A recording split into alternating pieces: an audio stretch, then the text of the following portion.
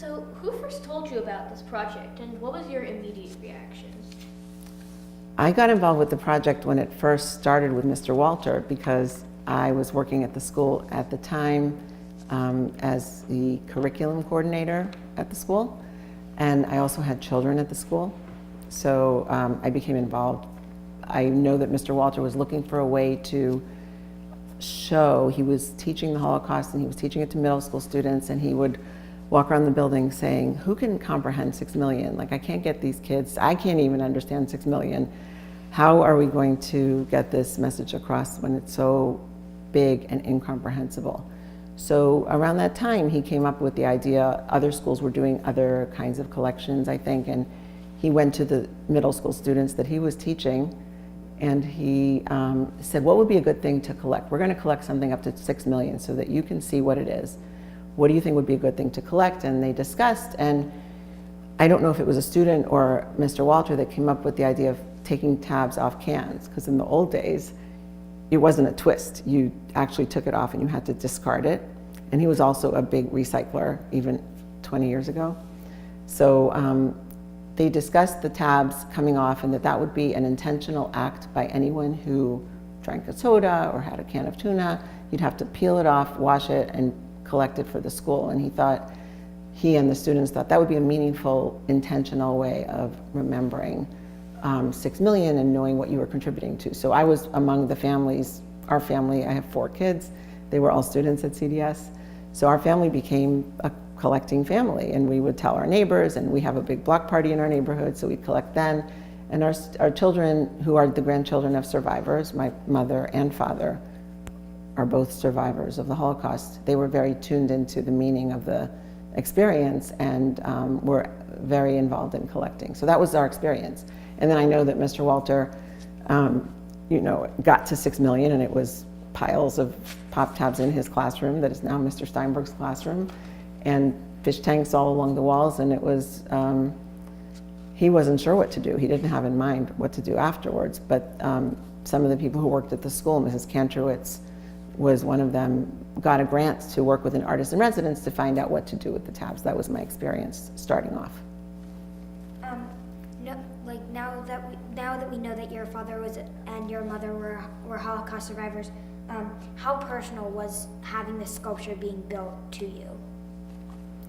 It was extremely meaningful on many levels, because as a child of survivors, I intimately knew the experience that my family went through and the friends that they had that I grew up with.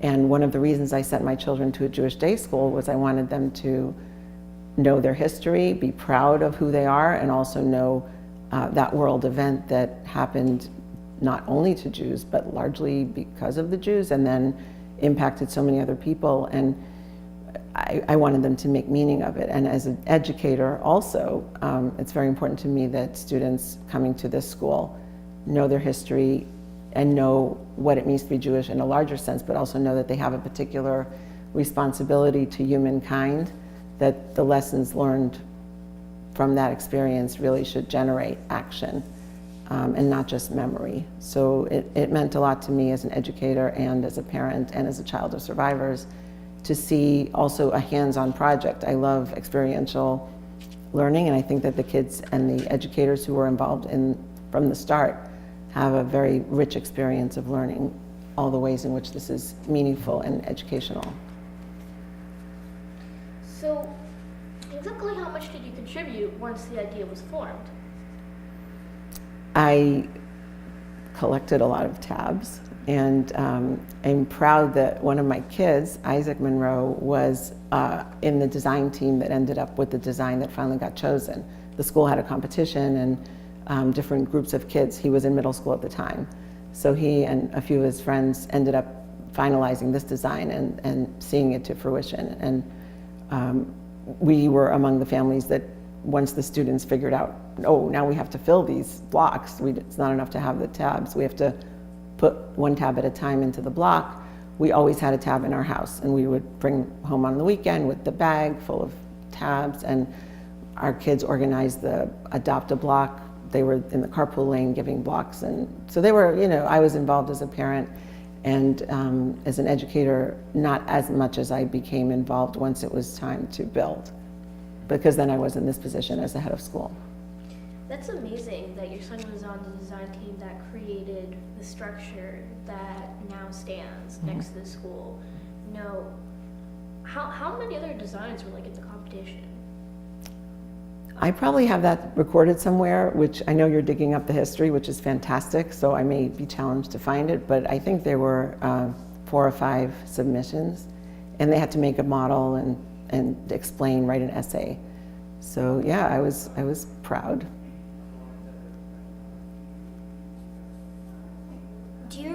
Do you know what the defining moment where the sculpture went from an idea to like actually going to happen and it was being built? Do you like know how you felt with that? It was a long, many years to bring it from the filled blocks that were in the basement when I became head of school to the sculpture being built.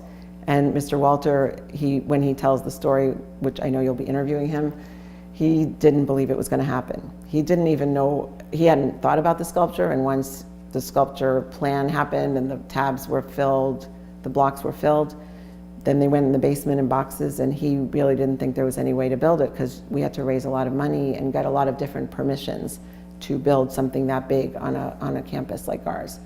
So we never gave up. He and I would take turns being either frustrated or elated, but we never gave up. And there were a lot of people in the community whose hands had been on the project for many years who said, when are you going to build it? What's going to happen?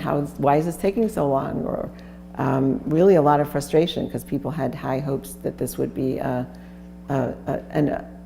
contribution, as my father said, to a teaching tool, an asset to the whole community on our campus.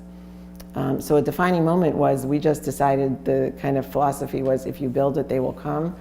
And we didn't have the money to build it, but we decided we're just going to have a groundbreaking. We're just going to do it. And we made a big announcement, and we invited dignitaries, and we had the whole school standing outside, and people said, kindergarten, they don't need to be out there. They don't need to know about this subject, and it's going to be boring for them. And somehow I was very convinced that they would stand there then as kindergartners and remember it later when it was built. And you interviewing students are among the grade that were that kindergarten.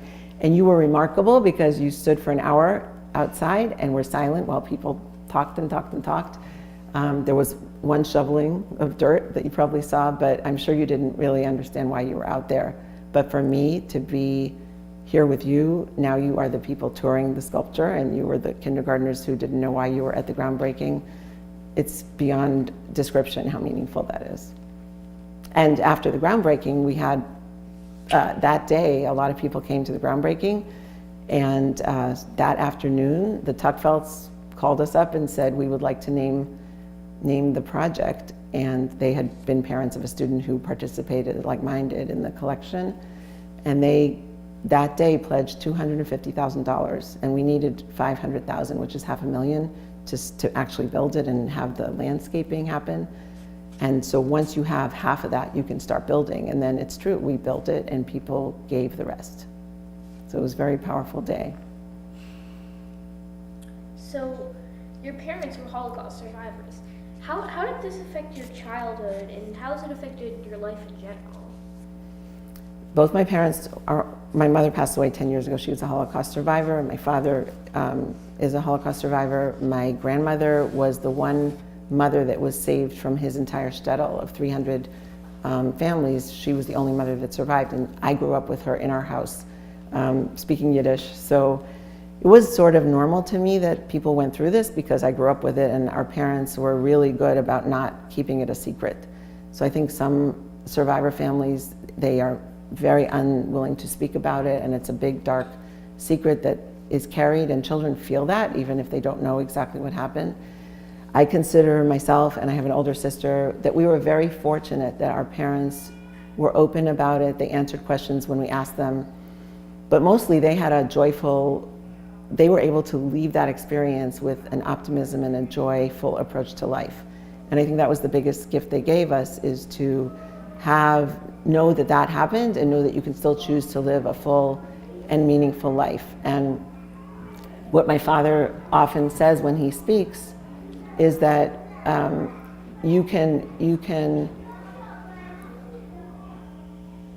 what my father often says when he speaks is that his Judaism in the shtetl was a lot different than our Judaism today. In the shtetl, before the Russians came and before the Nazis came, everyone was Jewish. You didn't even know that there were other people to deal with, except sometimes the neighboring communities. But the Shabbat was felt throughout the whole community.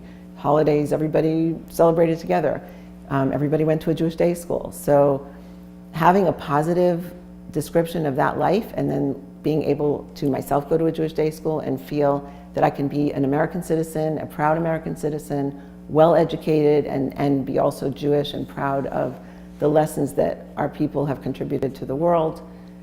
It made me love being Jewish and want to have a Jewish family and want to educate them in a Jewish setting. So for me to have grown up that way and then be able to pay tribute and have the sculpture stand as a teaching tool so that people understand that you don't just throw away 6 million people. Each one matters, and when you look at that sculpture, you can see how much each one matters, and there's still so many that are represented on that sculpture. So it's very meaningful to me on many levels. Going back to the sculpture, do you like the design of the sculpture? Do you think it has do you find the deeper meaning really more meaningful, or do you think it would have been nice if it was something different? So I can take no credit for the design because it was done by students. I think it's a very powerful design. One of my most memorable experiences was last Yom Ha'atzmaut when you were all outside dancing for Israel Independence Day. So I was standing at the lower parking area. Then there were the flags. Then there were you dancing. And then there was the sculpture in the background. And to me, that beautiful representation of the Star of David, of the Magen David, testimony to a horrible time in our history when we were nearly destroyed. And then in front of that, there's the state of Israel being celebrated with Jewish kids in Pittsburgh dancing, and me knowing how all that evolved and having the opportunity to educate so many people about not just the Holocaust, but what is our obligation as citizens and as Jews to work to repair the world, and especially because of what we went through, and to have empathy for other people who are suffering. All that was captured in that moment when I saw that view. So I love the design. I was part of the decision-making team that agreed that we didn't want any words on the blocks. We didn't want any donor names on the blocks. They're all on a sign, on separate, that sign that you see outside, because we think that the design speaks for itself. So the fact that there's just 6 million tabs that you can look at when you're inside or outside, and the Jewish star, which is a sign of the resilience of the Jewish people, that was a decision that we made together, and I was proud that people go in there and are pretty much silenced by what they see. I cannot imagine it looking any different or being any more impactful than it is. All right, so I have a big question. So are you proud of what you've done for the community, and do you feel there is more work to do? I am really proud of what we did with the community, because I feel like this was something that was done with, by, and for the community, because so many hands were in it and so many people had to participate to make it happen. I think the bigger question I want to answer is the school and its role in the community, and I'm really proud of all of the students. I'm proud that this story is being told by so many generations after the students who conceived of the sculpture and did the counting. I'm proud that the school has a role to play in standing up for human rights based on what you've learned, based on what our students have learned in their years here. I'm confident that each one of you is going to go out and do your part to make the world better, to fight for human rights, to fight for justice. So I have a small part to play in that, but the whole experience has been really meaningful to me, and I wake up every day really grateful that I get to come to a place where so many meaningful things happen.